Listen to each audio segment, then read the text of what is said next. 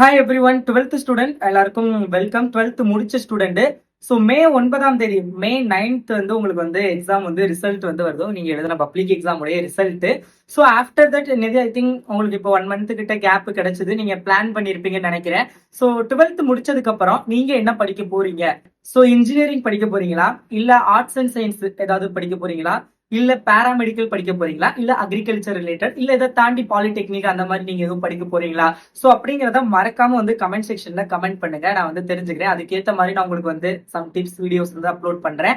And எப்போ வந்து engineering counselling date, arts and சயின்ஸுக்குலாம் எப்போ கவுன்சிலிங் வந்து ஸ்டார்ட் ஆகும் அப்படிங்கிற மாதிரி நிறைய பேர் கேட்டிருந்தீங்க என் இன்ஸ்டாகிராம்ல.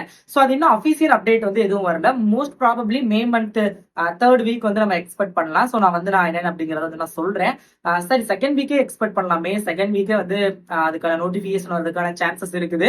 ஸோ நான் என்ன அப்படிங்கறது வந்து சொல்றேன். இதே மாதிரி தொடர்ந்து கரியர் கைட்லைன்ஸ் ரிலேட்டடா இந்த மாதிரி வீடியோஸ் யூஸ்ஃபுல்லா உங்களுக்கு வேணும் அப்படின்னா மறக்காம நம்ம கல்விமணி பேஜை ஃபாலோ பண்ணி வச்சுக்கோங்க.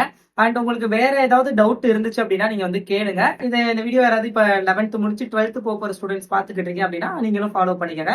உங்களுக்கு தேவையான வீடியோஸ் நான் ஸ்டார்டிங்ல இருந்து தடவை அப்லோட் பண்ண ட்ரை பண்றேன். லாஸ்ட் 1.5 month நான் இன்ஸ்டால எந்த போஸ்டும் போடல. எனக்கு வந்து எக்ஸாம் இருந்துச்சு. ஃபைனலி என்னோட எக்ஸாம் வந்து ஓவர்.